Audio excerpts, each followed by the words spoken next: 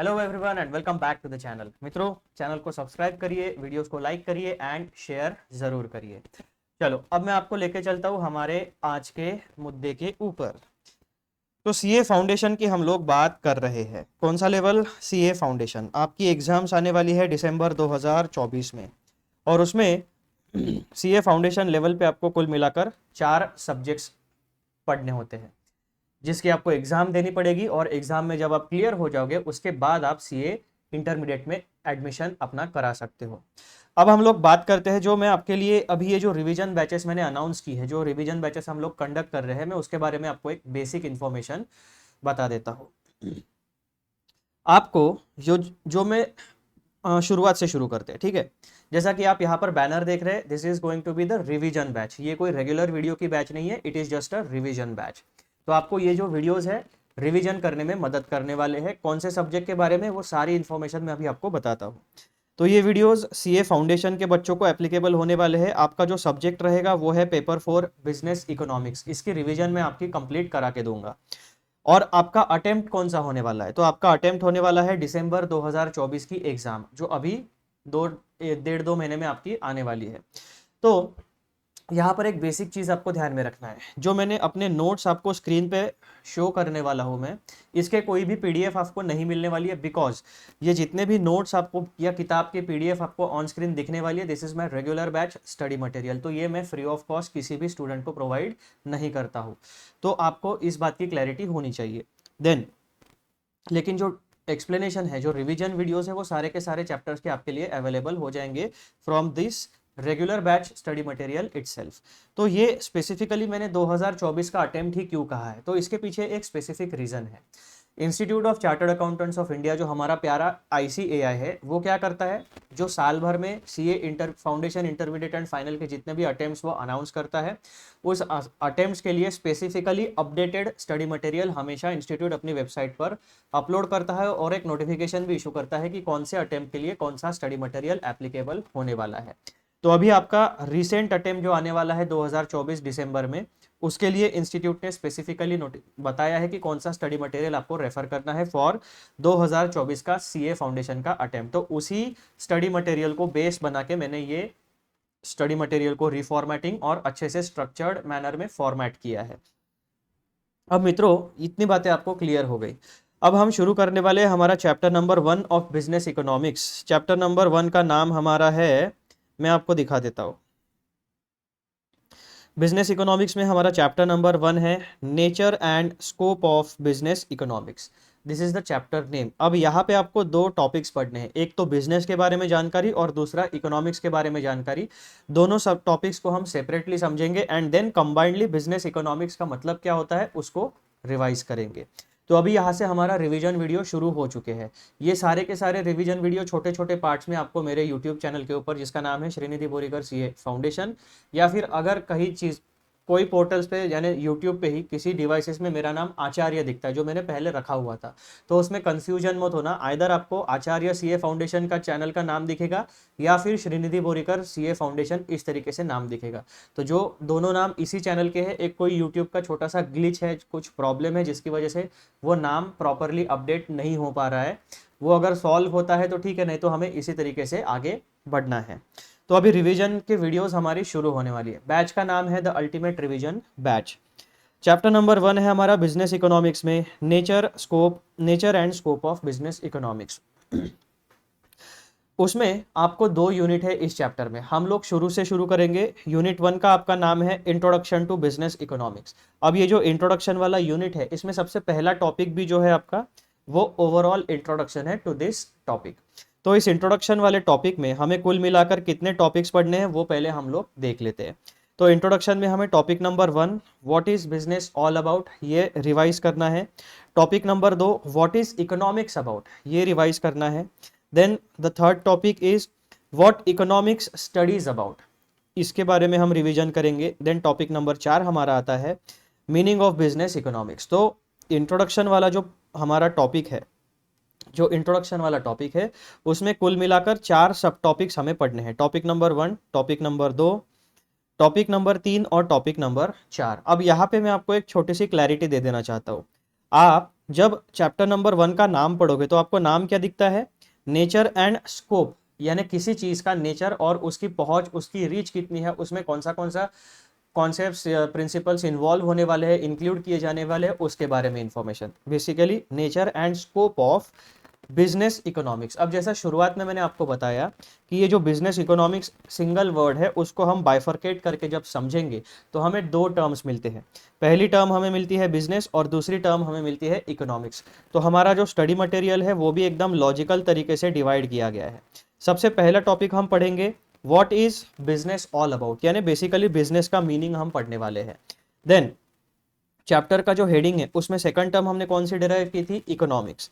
फिर इकोनॉमिक्स के बारे में हमें जानकारी मिलने वाली है, what is economics about, and economics का जो टोटल सब्जेक्ट मैटर है, यानी जो सब्जेक्ट है उसमें क्या क्या चीज़ें इंक्लूड की जाती है, बेसिकली किस बारे में इकोनॉमिक्स की पढ़ाई होती है, वो हमें टॉपिक नंबर 3 में पता चलेगा। एंड उसके बाद जब हमने इंडिविजुअली बिजनेस और इकोनॉमिक्स इन दोनों टर्म्स को अच्छे से समझ लिया, उसके बाद फिर हम कंबाइंडली बिजनेस इकोनॉमिक्स का मीनिंग समझेंगे। बेसिकली इकोनॉमिक्स की जो कॉन्सेप्ट्स है, जो प्रिंसिपल्स है, जो टूल्स है, जो टेक्निक्स है, उसे हम बिजनेस में डिसीजन मेकिंग के लिए किस तरीके से यूज कर सकते हैं, ये आपको टॉपिक नंबर 4 से थोड़ा सा ओवरव्यू मिलने वाला है। अब टॉपिक नंबर 1 जो है इसके वीडियोस आपको 4 पार्ट्स में रिवीजन वीडियो मिलने वाले हैं। वीडियो नंबर 1 इंट्रोडक्शन, पार्ट 1 आपका कवर होगा topic number 1 what is business all about, part 2 में कवर होगा सेकंड वाला topic and so on, part 3 and part 4। Total 4 topics है, 4 पार्ट्स में आपको ये वाला रिवीजन वीडियो मिलेगा। इसका एक छोटा सा रीजन मैं आपको बताता हूँ। जो नए चैनल्स होते हैं उनमें यूट्यूब थोड़ा सा एक प्रॉब्लम क्रिएट करता है। बेसिकली उनकी जो कम्युनिटी गाइडलाइंस होते हैं, जो अपलोडिंग के उनके प्रोसीजर्स होते हैं, तो वहाँ पे बहुत लंबे लंबे वीडियोस वो अपलोड करने के लिए थोड़ा सा मनाही करते हैं, या फिर प्रोसेसिंग में कुछ प्रॉब्लम निकाल के वो वीडियो अपलोड नहीं हो पा रहा है स्पेसिफिकली मेरे इस फाउंडेशन वाले चैनल के ऊपर। तो इसीलिए उसका एक सॉल्यूशन जो मैंने निकाला है वो छोटे छोटे वीडियोस आपके आएंगे, एक कंबाइंड वीडियो में सब कुछ चीज़ें आपके लिए अवेलेबल नहीं हो पाएगी। अब इसका मैं और एक वैल्यू एडिशन आपके लिए कर रहा हूँ। एक कंबाइंड एक्सेल शीट आपको मिलेगी मेरे टेलीग्राम चैनल पे, जो डिस्क्रिप्शन बॉक्स में और पिन कमेंट में आपको टेलीग्राम चैनल के लिंक्स दिए हैं। वहां पे जाकर आपको सीए फाउंडेशन वाला जो टेलीग्राम चैनल है उसे ज्वाइन करना पड़ेगा।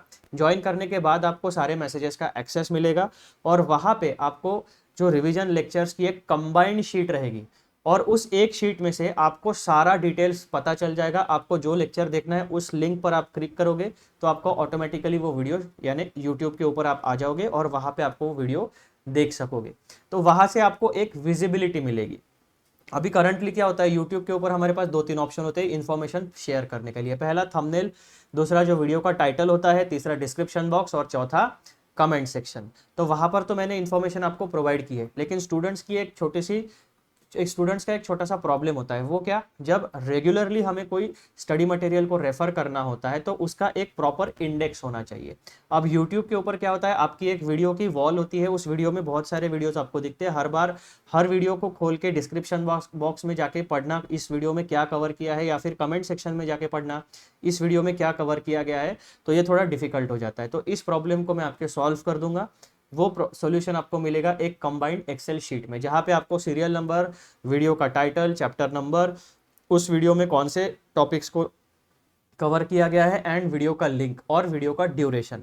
यानी आप जब अपना रिवीजन को प्लान करोगे तो वीडियो का ड्यूरेशन, टॉपिक्स, चैप्टर, इस हिसाब से आप देख सकते हो कि कौन सा वीडियो कितने मिनट का है, आपको रिवाइज करने में कितना समय लगने वाला है। तो ये बेसिक्स है चीज़ें, इसमें कोई बड़ी बात नहीं है। ये बेसिक्स मैंने आपके सॉल्व कर दिए। अब हमारा पूरा फोकस रहेगा दिसंबर 2024 के रिवीजन को कंप्लीट करने में फॉर बिजनेस इकोनॉमिक्स। तो शुरू करते हैं। आज का सबसे पहला पार्ट जो है हमारा, उसमें हमें रिवाइज करना है what is business all about.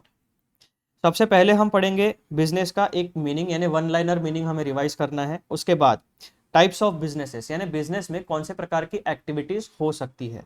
तीसरा टॉपिक हम पढ़ेंगे essence of economic activity. Basically business के अंडर जो एक्टिविटी होती है जिससे हम पैसा कमाते हैं उसे कहा जाता है इकोनॉमिक एक्टिविटी।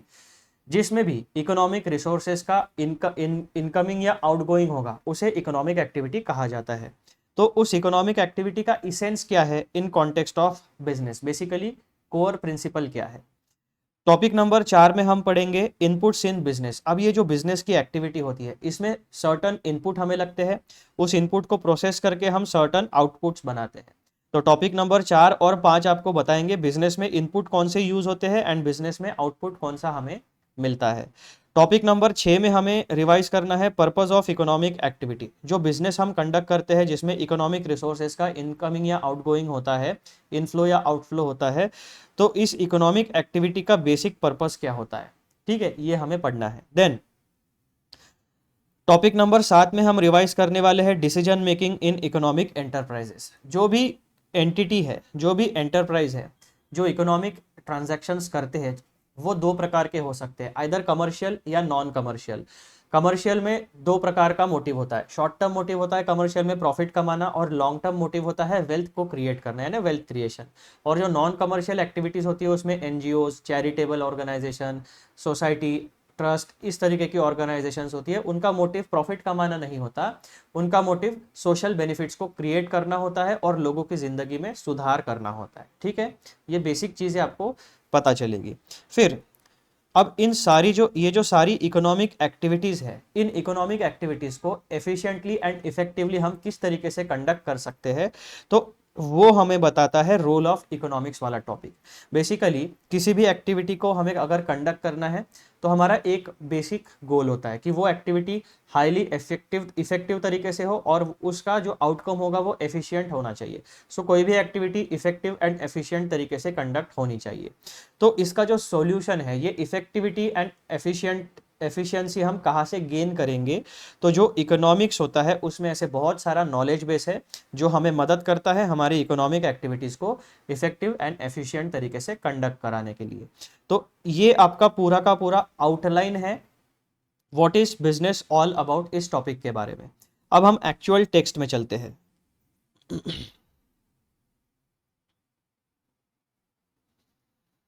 ये है आपका यूनिट नंबर 1 इंट्रोडक्शन, और उसमें भी हमारा टॉपिक नंबर 1 है इंट्रोडक्शन। अब जैसा कि मैंने आपको वीडियो के सबसे शुरुआत में ही बता दिया था कि मैं इंस्टीट्यूट का स्टडी मटेरियल को बेस बना के आपके लिए ये वाला स्टडी मटेरियल रेडी किया है for the subject of business economics. अब आपका ये जो इंट्रोडक्शन वाला पोर्शन है ये आपको इंस्टीट्यूट के स्टडी मटेरियल पे पेज नंबर 1.2 से लेकर 1.7 तक मिलने वाला है। और जो हमारा 2024 के लिए जो स्टडी मटेरियल एप्लीकेबल है वो अप्रैल 2023 वाला एडिशन है जो इंस्टीट्यूट के वेबसाइट पर अपलोड किया गया है इंस्टीट्यूट के द्वारा, ठीक है। ये बेसिक जानकारी आपको दे दी गई है। उसके बाद हम आगे बढ़ते हैं।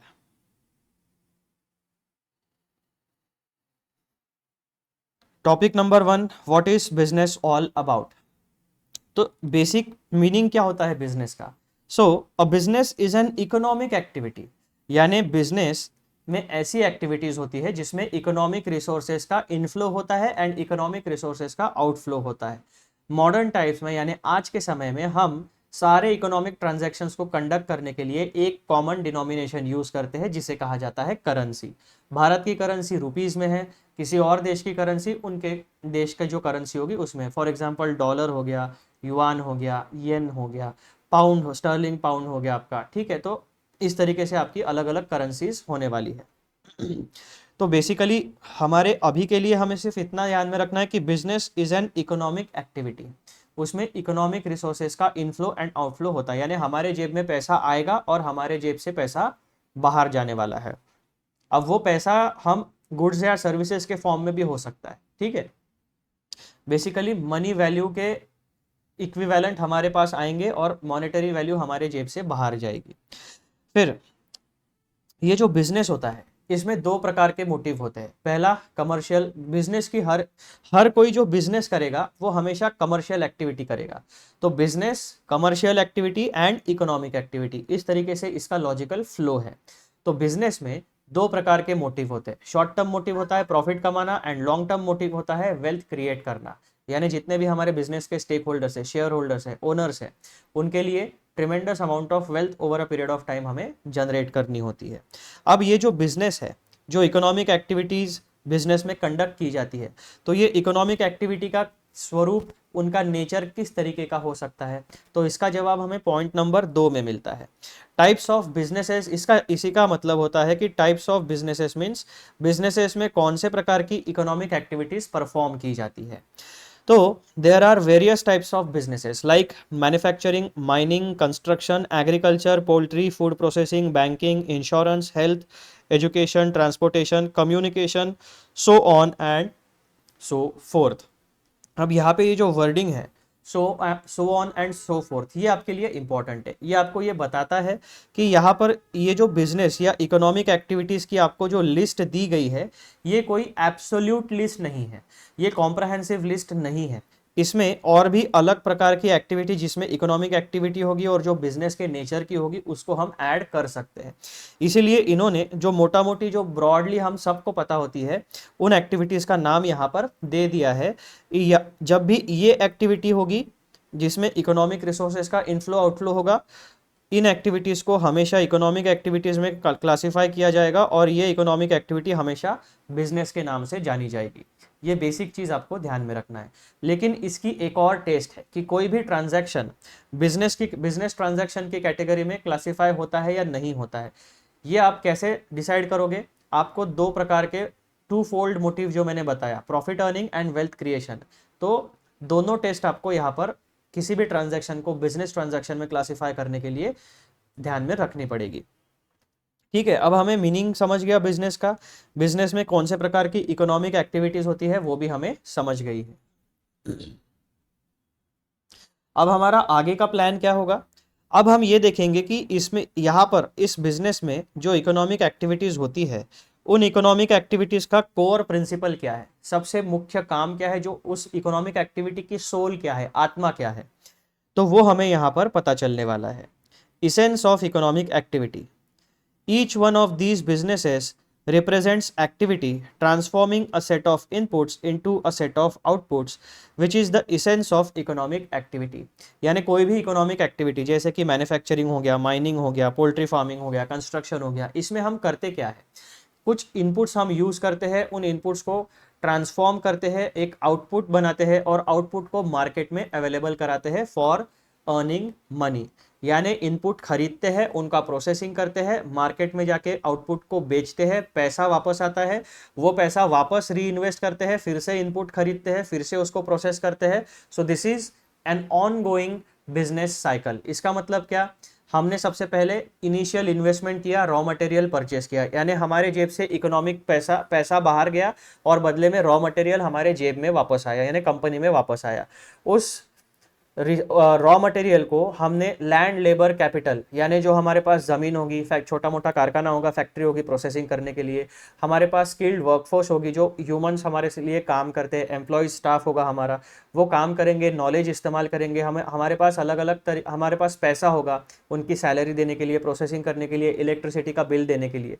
तो ऐसे हमारे जेब से इकोनॉमिक रिसोर्सेज बाहर गए, हमने उन इकोनॉमिक रॉ मटेरियल को हमने खरीदा, रॉ मटेरियल पर प्रोसेसिंग किया, उसमें वैल्यू एडिशन की, फिर हमने जो आउटपुट रेडी किया उसे मार्केट में जाकर बेचा। यानी सोसाइटी से हम इनपुट लेते हैं और सोसाइटी में ही हम आउटपुट को वापस बेचते हैं। इस तरीके की बिजनेस साइकिल यहाँ पे होती है। और दिस ट्रांसफॉर्मिंग इनपुट्स, तो जो इसेंस ऑफ इकोनॉमिक एक्टिविटी है वो आपका है transforming a set of inputs into a set of output.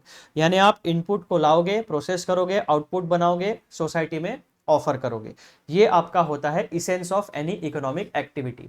अब यहाँ पर इकोनॉमिक एक्टिविटी इसलिए कहा जाता है कि ना कोई आपको रॉ मटेरियल फ्री में देने वाला है, ना आपके लिए कोई फ्री में काम करने वाला है, ना तो आप फ्री में मार्केट में सामान बेचने वाले हो। इसीलिए इसे क्या कहा जाता है, हर एक पॉइंट में पैसे का इस्तेमाल होगा, मॉनेटरी वैल्यू का इस्तेमाल होगा। जब तक आप पैसा नहीं दोगे, सम मॉनेटरी वैल्यू दोगे नहीं, तो आपको किसी भी चीज़ का एक्सेस नहीं मिलेगा। इसीलिए इसे कहा जाता है इकोनॉमिक एक्टिविटी। विदाउट करेंसी आप इकोनॉमिक एक्टिविटी परफॉर्म नहीं कर पाओगे। This is the basic. We can say creation of net value added is the basic objective of all such activities. अब इसेंस ऑफ इकोनॉमिक एक्टिविटी क्या हो गया?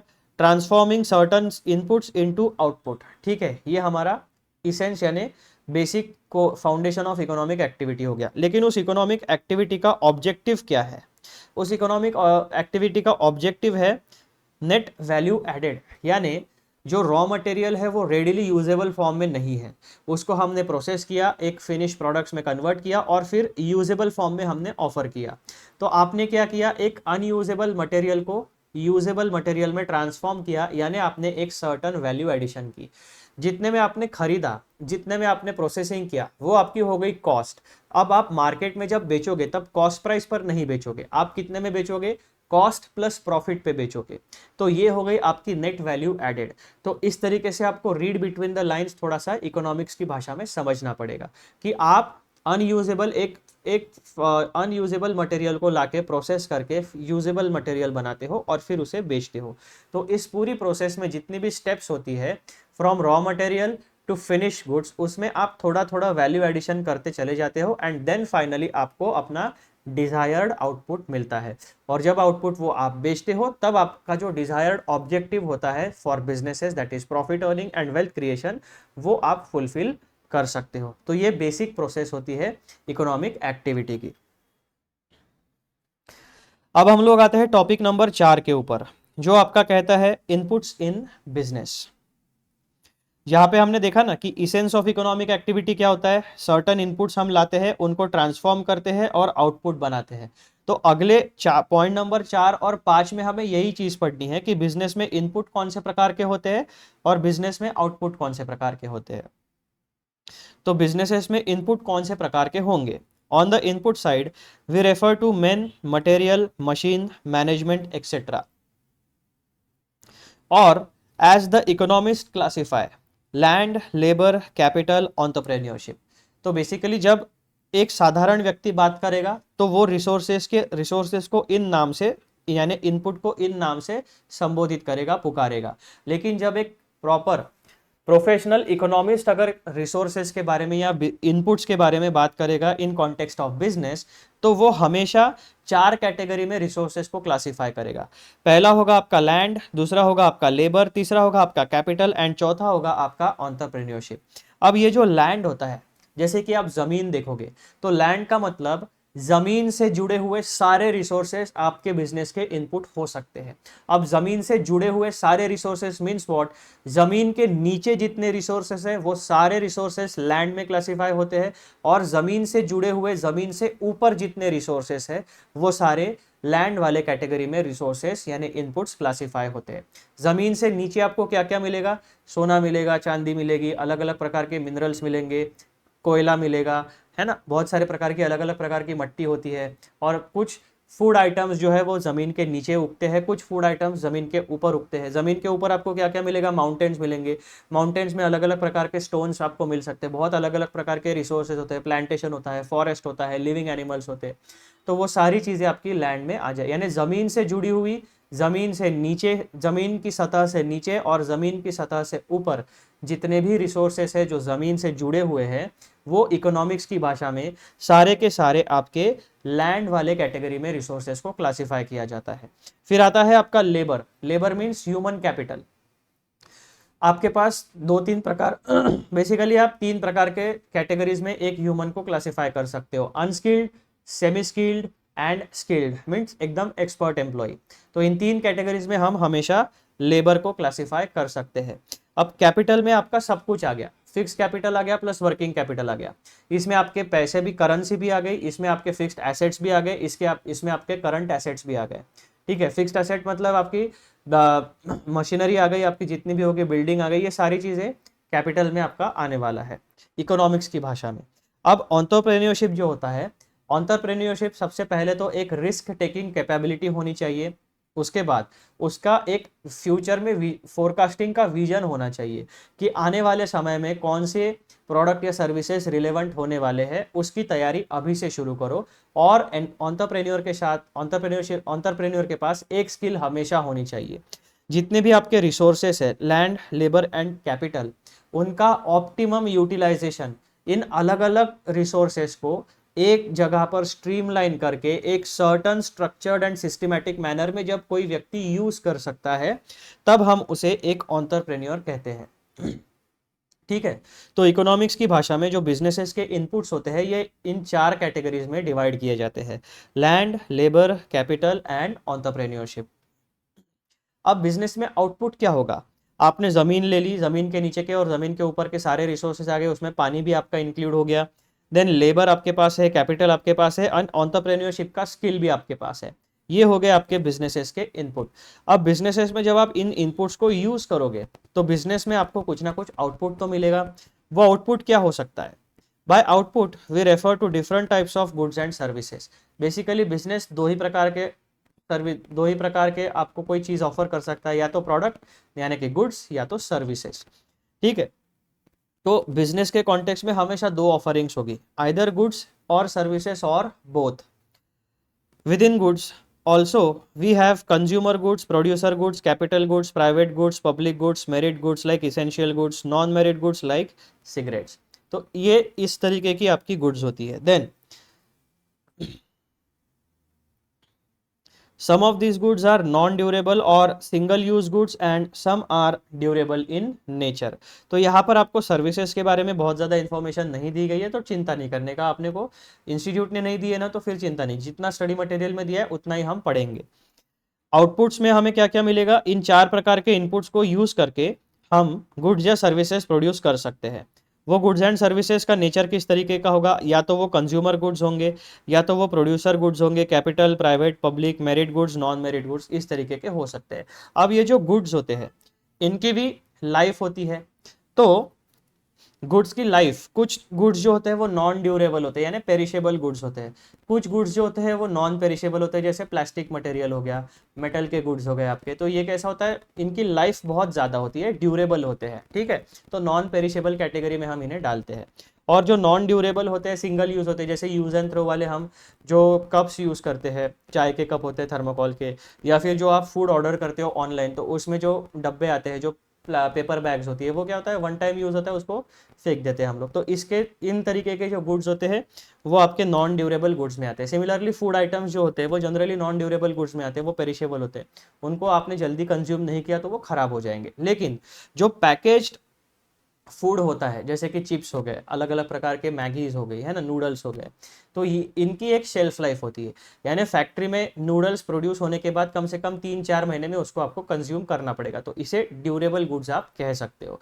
Non durable goods यानी अभी बनाया अभी कंज्यूम करो, जो रेस्टोरेंट वाला फूड होता है, ठंडा होने के बाद या कल या परसों 2-3 दिन के बाद हम उसे नहीं खाते। लेकिन वही चिप्स का जो पैकेट होता है वो फैक्ट्री में बनने के बाद 2-3 महीने के बाद भी हम कंज्यूम करते हैं, जब तक उसकी एक्सपायरी डेट नहीं निकल गई है। तो इस तरीके से गुड्स को perishable, non perishable, durable, non durable goods में क्लासिफाई किया जाता है। तो आपको बेसिकली अभी तक हमने हमारे दिमाग में क्या क्या क्लैरिटी आ गई रिवीजन में, बिजनेस का मतलब क्या होता है, कौन से प्रकार की एक्टिविटीज़ होती है बिजनेस में, बिजनेस एक्टिविटी का इसेंस क्या होता है, तो इनपुट लाओ उसको आउटपुट में ट्रांसफॉर्म करो। ठीक है, और इनपुट से लेकर आउटपुट की जो जर्नी होती है उसको करने के लिए आप वैल्यू एडिशन करते हो।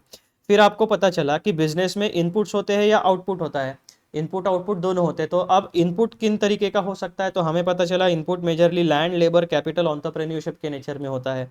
आउटपुट हमें पता चला कि मेजरली आउटपुट की दो कैटेगरीज होती है, पहला तो होता है गुड्स, दूसरा होता है सर्विसेज। तो गुड्स इन प्रकार के हो सकते हैं और उनका nature durable, non durable, perishable, non perishable हो सकता है। किसी गुड्स हो सकता है किसी प्रोडक्ट की लाइफ बहुत ज़्यादा हो, किसी प्रोडक्ट की लाइफ कम हो, तो डिपेंड करता है किस तरीके का प्रोडक्ट है, उसका यूज़ क्या है, इन सारे पैरामीटर्स के ऊपर उस प्रोडक्ट की प्रॉपर लाइफ डिपेंड करेगी। अब जैसे हमने कार खरीदी तो हमारे लिए तो वो एक प्रोडक्ट ही है ना कार, तो कार की लाइफ होती है मिनिमम 15 साल। 15 साल के बाद फिर आपको उसका आरटीओ क्लियरेंस वगैरह, वो जो भी आरटीओ के रूल्स हो गए उसके हिसाब से आपको आइदर रिन्यूअल करना पड़ेगा, उसका पैसा भर के, जो भी आपका एनवायरमेंटल टैक्स होगा वो पे करके, या तो आपको वो उस कार को स्क्रैप करना पड़ेगा। करेक्ट, तो इस तरीके का आपका गुड्स या सर्विसेज का नेचर होता है। फिर टॉपिक नंबर 6 में हमें पता चलेगा पर्पस ऑफ इकोनॉमिक एक्टिविटी। तो मैंने तो आपको पहले ही बता दिया, बिजनेस के दो गोल्स होते हैं, profit creation and wealth creation. तो पर्पस ऑफ इकोनॉमिक एक्टिविटी में हमें क्या पढ़ना है अभी, the purpose of any economic activity such as production, consumption, distribution, exchange and inventory accumulation is to create surplus और प्रॉफिट। अब सरप्लस के दो प्रकार के नेचर होते हैं, आइदर प्रॉफिट का नेचर होगा या वेल्थ क्रिएशन का नेचर होगा। Some of non-profit organizations, that is also known as NPOs, may not aim at private profits, but they aim at social benefits. तो ये जो इकोनॉमिक एक्टिविटी होती है, इन्होंने दोनों एस्पेक्ट्स को कवर किया है। इकोनॉमिक एक्टिविटी कमर्शियल पर्पस के लिए भी हो सकती है, economic activity non commercial purpose के लिए भी हो सकती है। तो पॉइंट नंबर 1 में आपका कमर्शियल पर्पस उन्होंने कवर किया, पॉइंट नंबर 2 में आपका नॉन कमर्शियल पर्पस यानी सोशल बेनिफिट्स को जनरेट करना इन्होंने कवर किया है। फिर पॉइंट नंबर 7 में हमें क्या पता चलता है, decision making in economic enterprises. अब जब भी हमारे जेब में पैसा आने वाला है और हमारे जेब से पैसा जाने वाला है, यानी इकोनॉमिक रिसोर्सेज का इनफ्लो होगा, इकोनॉमिक रिसोर्सेज का आउटफ्लो होगा, तो जब भी तो हमें हमेशा ये इंश्योर करना है कि हम जितना खर्चा करते हैं उससे ज़्यादा हमारी इनकम होनी चाहिए। ये एक बेसिक रूल होता है किसी भी ह्यूमन बीइंग का, ये एक बेसिक रूल होगा। जितनी कमाई है खर्चे को उससे कम रखो, अगर खर्चा बढ़ाना है तो अपनी इनकम बढ़ाओ, बेसिक रूल होता है ये। तो जो आप डिसीजन मेकिंग करते हो, जैसा कि आपके पास ये रिसोर्सेस है, ठीक है, land, labour, capital and entrepreneurship, ये आपके पास रिसोर्सेस है। अब इन रिसोर्सेस को आपके पास अलग अलग ऑल्टरनेटिव ऑप्शंस होंगे कि बिजनेस नंबर 1 में पैसा लगाओ, बिजनेस नंबर 2 में इन्वेस्ट करूँ, बिजनेस नंबर 3 में इन्वेस्ट करूँ, या बिजनेस नंबर 4 में इन्वेस्ट करूँ। तो as a chartered accountancy student and chartered accountancy जब फ्यूचर में आप प्रोफेशनल बनोगे, तब आपको P&L एंड बैलेंस शीट को स्टडी करना आता होगा। तब आप क्या करोगे कि ये जो आपकी इकोनॉमिक डिसीजन है कि मेरे इकोनॉमिक रिसोर्सेस को मैं कहाँ पे इन्वेस्ट करूँ, ये इन्वेस्टमेंट का डिसीजन लेने से पहले आप उस पर्टिकुलर और जो आपके पास ऑप्शंस है, उन ऑप्शंस का आप प्रॉपर फाइनेंशियल एनालिसिस करोगे। एनालिसिस करने के बाद आप ये देखोगे कि इन 4-5 ऑप्शंस जो आपके पास अवेलेबल है फॉर इन्वेस्टमेंट पर्पजेस, या फिर पैसा कमाने के जो ऑप्शंस आपके पास अवेलेबल है, फिर आप ये देखोगे कि इन 4 ऑप्शंस में से सबसे ज्यादा रिटर्न ऑन इन्वेस्टमेंट मुझे कौन देगा, सबसे ज्यादा पैसा मैं कहां से कमा पाऊंगा, कौन सी बिजनेस एक्टिविटी सबसे ज्यादा सस्टेनेबल है, फ्यूचर में कंटिन्यू होगी। क्योंकि कोई बिजनेस ऐसे होते हैं वो 1 टाइम या 2 टाइम बिजनेसेस होते हैं, एक बार आते हैं मार्केट में, बहुत उनका हाइप होता है एंड देन दे डाई, यानी वो बिजनेसेस खत्म हो जाते हैं, क्योंकि मार्केट में वो सिर्फ ट्रेंड के बेसिस पे चलता है। बाद में लोगों को उन प्रोडक्ट्स या सर्विसेज की कोई ज़रूरत नहीं होती है, या तो उनकी डिमांड एकदम ही खत्म हो जाएगी, या तो एकदम नेग्लिजिबल डिमांड रहेगी, आपको उसका कॉस्टिंग परवड़ेगा नहीं। तो इस तरीके के आपको डिसीजंस लेने पड़ेंगे। तो अभी तक हमने ये सारी जो जर्नी है हमारी, एक जर्नी हमारी बैकग्राउंड, इस जर्नी में हमारा बैकग्राउंड क्रिएट हुआ। नाउ अब जो हम इकोनॉमिक एंटरप्राइजेस होती है, अब इस इकोनॉमिक एंटरप्राइजेस में दोनों आ गई, commercial and social benefits create करने वाली एंटिटी, दोनों आ गई, क्योंकि यहाँ पर इकोनॉमिक एंटरप्राइज बोला गया है, यहाँ पर कमर्शियल नॉन कमर्शियल वर्ड का यूज नहीं किया है। इकोनॉमिक एंटरप्राइजेस में दोनों प्रकार की एंटरप्राइजेस इन्वॉल्व हो जाती है। Decision making in economic enterprises, basically choice making का एक प्रॉब्लम होता है। मेरे पास सर्टन रिसोर्सेस है और मेरी कुछ डिमांड्स है, तो इन रिसोर्सेस को मैं किस कॉम्बिनेशन में यूज करूं ताकि मुझे मैक्सिमम लेवल का सेटिस्फैक्शन मिल सके और मेरी मैक्सिमम डिमांड्स फुलफिल हो सके, ये आपके पास एक चॉइस होता है। तो इस तरीके से आपको अपना इकोनॉमिक डिसीजन मेकिंग करना होता है, ये बताता है आपको इकोनॉमिक्स का discipline. In context of all economic enterprises, several decisions have to be taken. For example, अब हमारे पास 2 एग्जाम्पल्स है। पहला एग्जाम्पल हम देखेंगे मैन्युफैक्चरिंग का यानी प्रोडक्शन यूनिट का, और दूसरा एग्जाम्पल हम देखेंगे फाइनेंशियल एंटरप्राइज का। For example a production unit has to decide, अब जो एंटिटी है अगर वो कोई मैन्युफैक्चरिंग करती है किसी प्रोडक्ट का, तो उसके सामने 4 सवाल होते हैं। व्हाट टू प्रोड्यूस, कौन सा गुड्स या कौन सा प्रोडक्ट मुझे प्रोड्यूस करना चाहिए। व्हेन टू प्रोड्यूस, साल भर के 12 महीने होते हैं, 12 महीनों में मेरे प्रोडक्ट की डिमांड कब होती है, तो मुझे प्रोडक्शन का टाइमिंग कैसा रखना चाहिए, कब प्रोड्यूस करना चाहिए। फॉर होम टू प्रोड्यूस, यानी मेरे कस्टमर कौन है, क्या मेरे कस्टमर इंडियन भारत के लोग हैं या दूसरे देशों के लोग हैं, मेरा डोमेस्टिक कंजम्पशन होता है प्रोडक्ट का या इंटरनेशनल डिमांड है। उसके बाद में आपको देखना पड़ेगा कि आपके कंज्यूमर का, आपके कस्टमर का एज ग्रुप क्या है, जेंडर क्या है, फीमेल है या मेल है, एज ग्रुप क्या है, आपके छोटे बच्चों के लिए प्रोडक्ट्स है, आपके टीनेजर्स के लिए प्रोडक्ट्स है, यूथ के लिए प्रोडक्ट्स है, मिडिल एज पीपल के लिए प्रोडक्ट्स है, या फिर ओल्ड एज वालों के लिए आपका प्रोडक्ट है। तो आपको ये सारे पैरामीटर्स को डिसाइड करना पड़ेगा, ठीक है।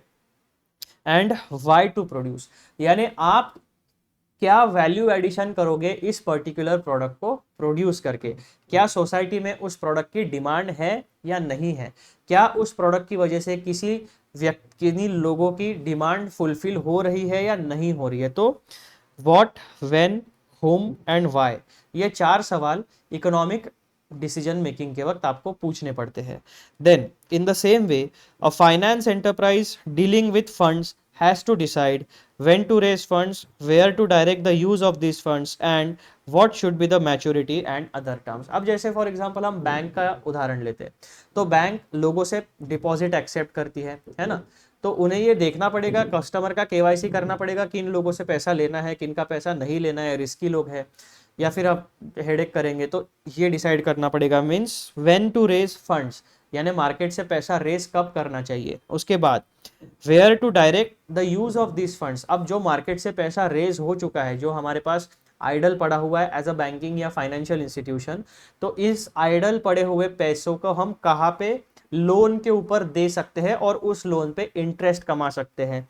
फिर what should be the maturity and other terms, अब जिन लोगों से हमने क्वेश्चन नंबर 1 में पैसा रेस किया था, जिनसे हमने डिपॉजिट एक्सेप्ट किए थे, उन्होंने अनलिमिटेड टाइम के लिए तो हमें पैसा नहीं दे दिया है, कुछ स्पेसिफिक समय के लिए हमारे पास पैसा जमा किया होगा। अब हमें उनकी मैच्योरिटी भी देखनी पड़ेगी कि 1 साल का डिपॉजिट है, 2 साल का डिपॉजिट है, 5 साल का डिपॉजिट है, फिर उतने पीरियड का इंटरेस्ट भी उन लोगों को देना पड़ता है। करेक्ट। जब भी हम बैंक में पैसा डिपॉजिट करते हैं, आइदर सेविंग अकाउंट में या फिक्स डिपॉजिट में या कोई इन्वेस्टमेंट स्कीम में, तो हर एक अकाउंट पे जब मैं किसी बैंक में पैसा डिपॉजिट करता हूं, तो बदले में वो बैंक मुझे एक सर्टन परसेंटेज इंटरेस्ट के तौर पर मेरे प्रिंसिपल अमाउंट के ऊपर पे करती है। तो सिमिलरली जो एक फाइनेंशियल एंटरप्राइज है, उसे 3 प्रकार के सवाल खुद से पूछने चाहिए। फंड्स कहाँ से रेस करना है, कब रेस करना है फंड्स को, जो हमने फंड्स रेस किए हैं उनको यूटिलाइज किस तरीके से करना है ताकि मैक्सिमम बेनिफिट हम कमा सके, एंड जो पैसा हमने लोगों से लिया है उसकी मैच्योरिटी डेट क्या है और किन टर्म्स एंड कंडीशंस पर हमने पैसा रेस किया है, ताकि जब वो उनसे लिया गया पैसा जब उसकी मैच्योरिटी आएगी तब हमें वो पैसा वापस भी करना पड़ेगा। फिर आपका अब ये जो डिसीजन मेकिंग है, इस डिसीजन मेकिंग में इकोनॉमिक्स का रोल होता है। पॉइंट नंबर 1 क्या होता है यहाँ पे, it is suggested that economics is a discipline which is helpful in analysing the rationality and optimality और of a given choice. At this stage one must know what economics is all about. तो यहाँ पर आपका role of economics उन्होंने एकदम 1 line में आपको एकदम क्लियरली बता दिया है। It is suggested that economics is a discipline which is helpful in analysing rationality and optimality of a given choice. यानी अब मैं आपको वापस रिसोर्सेज के पास लेके आता हूँ। आपके पास इकोनॉमिक रिसोर्सेज है in the form of land, labour, capital and entrepreneurship. अब आपके पास चॉइस है, ठीक है। अब इन्हीं 2 एग्जांपल्स को हम लेते हैं। आइदर आप प्रोडक्शन कर सकते हो या किसी बैंक में अपना पैसा रख सकते हो। तो इकोनॉमिक्स जो है वो आपको, जो आपके पास ये 2 चॉइसेस है कि इसमें इस प्रोडक्शन यूनिट का शेयर खरीदे या बैंक में फिक्स डिपॉजिट रखे, 2 ऑप्शन आपके पास है। तो इन 2 ऑप्शंस में से सबसे रैशनल डिसीजन कौन सा होगा, रैशनल चॉइस कौन सा होगा, और ऑप्टिमम रिटर्न यानी सबसे मैक्सिमम रिटर्न आपको कहां से मिलेगा, ये डिसाइड करने में आपको जो इकोनॉमिक्स का सब्जेक्ट है वो मदद करता है। समझ गए आप लोग। It is suggested that economics is a discipline which is helpful in analyzing the rationality and optimality of a given choice। 2 choices मैंने आपको बताई, एक प्रोडक्शन करने वाली कंपनी है, या तो उसके शेयर्स में पैसा इन्वेस्ट करो, या फिर आपके पास बैंक्स होती है, बैंक में जाके फिक्स डिपॉजिट या जो भी इन्वेस्टमेंट स्कीम है वहां पर पैसा इन्वेस्ट करो। अब ये जो इकोनॉमिक्स है ये आपको मदद करेगा एनालिसिस करने में 2 एस्पेक्ट्स के ऊपर, rationality of the decision and optimal return. आप क्या देखोगे कि इसका ये जो प्रोडक्शन यूनिट है, इसने पास्ट पीरियड में कितना डिविडेंड पे आउट किया है, इसके शेयर के प्राइस कितने ज़्यादा फ्लक्चुएट होते हैं या नहीं होते हैं, स्टॉक मार्केट में इस कंपनी का परफॉर्मेंस किस तरीके का है, ये आप देखोगे। उसके बाद जो बैंक होती है, तो बैंक के जनरली जो आपके टर्म्स एंड कंडीशंस होंगे फिक्स डिपॉजिट के या इन्वेस्टमेंट स्कीम के, आप उसको देखोगे, एंड दोनों ऑप्शंस में आपको जो रिटर्न मिलने वाला है, जो इंटरेस्ट या डिविडेंड मिलने वाला है, आप उसको कंपेयर करोगे। और फिर उसके बाद रिस्क फैक्टर भी आप देखोगे कि इन जनरल इक्विटी शेयर्स में पैसा डालना रिस्की होता है, लेकिन बैंक में फिक्स डिपॉजिट या इन्वेस्टमेंट स्कीम में या गवर्नमेंट के किसी बॉन्ड के स्कीम में, गवर्नमेंट स्कीम में पैसा इन्वेस्ट करना सिक्योर्ड होता है। लेकिन उसी के साथ साथ जो बैंक होती है वो आपको रेट ऑफ इंटरेस्ट थोड़ा कम देती है, और जो मार्केट का रिटर्न होता है, जो मार्केट से आप कमा सकते हो, वो डिपेंड करेगा आपके जिस कंपनी में आपने इन्वेस्ट किया है उसका परफॉर्मेंस कैसे होता है क्वार्टर दर क्वार्टर, एंड पूरे साल में वो किस तरीके का रेवेन्यू जनरेट करती है। तो आपको रिटर्न भी देखना पड़ेगा और रिस्क फैक्टर भी देखना पड़ेगा। तो जो रैशनैलिटी है उसमें आप चेक करते हो कि सेफ्टी, सिक्योरिटी एंड रिस्क कितना है, एंड ऑप्टिमलिटी में आप देखते हो कि साल भर में मुझे रिटर्न कितना मिलेगा। ठीक है, तो इन चीज़ों का जो आपको मदद होती है वो एनालिसिस करने में आपको इकोनॉमिक्स मदद करता है, यानी इकोनॉमिक्स आपको डिसीजन मेकिंग में मदद करता है। आपके पास सर्टन रिसोर्सेस है और आपके पास ऑप्शंस है कि इन रिसोर्सेस को किस तरीके से यूज करें ताकि मैक्सिमम सेटिस्फैक्शन मुझे मिले और मेरी जो डिमांड्स है उनमें से मैक्सिमम डिमांड्स में टिक मार्क लग जाए। ये बेसिक चीज़ आपको इकोनॉमिक्स का सब्जेक्ट बताता है। तो मित्रों, इस तरीके से हमारा जो इंट्रोडक्शन वाला टॉपिक था वो होता है कंप्लीट, और ये वीडियो यहीं पे होता है समाप्त। जाने से पहले आप लोगों से एक छोटी सी रिक्वेस्ट, चैनल को सब्सक्राइब जरूर करिए, वीडियोस को लाइक जरूर करिए और वीडियोस को शेयर अवश्य करिए।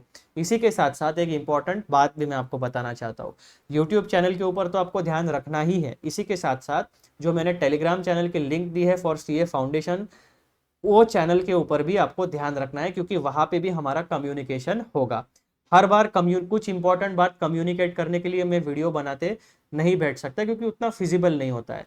तो जो चीज़ें मैं वीडियो में नहीं बताऊंगा वो चीज़ें आपके लिए टेलीग्राम चैनल पे कम्युनिकेट कर दी जाएगी।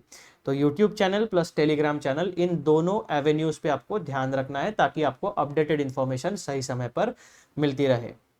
अगर इन केस कोई स्टडी मटेरियल इशू होगा तो वो टेलीग्राम चैनल पे आपको मिलेगा डाउनलोड करने के लिए, कोई अनाउंसमेंट होगी तो वो टेलीग्राम चैनल पे मिलेगी। और इसी के साथ साथ जो एक्सेल शीट आपको हर बार अपडेटेड, जैसे कि अभी मैंने ये वीडियो डाला तो इस वीडियो के जो डिटेल्स है वो एक्सेल शीट में आ जाएंगे। वो अपडेटेड एक्सेल शीट आपको हमेशा टेलीग्राम चैनल पर ही मिलने वाली है, वो यूट्यूब के किसी लिंक में नहीं मिलेगी। उसके बाद इसके बाद अभी जैसा कि हमारा टॉपिक नंबर 1 हुआ, फिर नेक्स्ट वीडियो में हम लोग सब टॉपिक नंबर 2 कवर करने वाले हैं, व्हाट इज इकोनॉमिक्स अबाउट। तो इसका वीडियो बनेगा, इसका अपडेशन होगा एक्सेल शीट में। अब वो अपडेटेड एक्सेल शीट आपको कहाँ पे मिलेगी? टेलीग्राम चैनल पे। तो so YouTube and Telegram channel for CA foundation, ये 2 एवेन्यूज आपको हमेशा ध्यान में रखने हैं ताकि आपकी जो रिवीजन है वो एकदम स्मूथली हो सके 2024 के अटेम्प्ट के लिए। चलो अब हम मिलते हैं अगले वीडियो में, बाय बाय।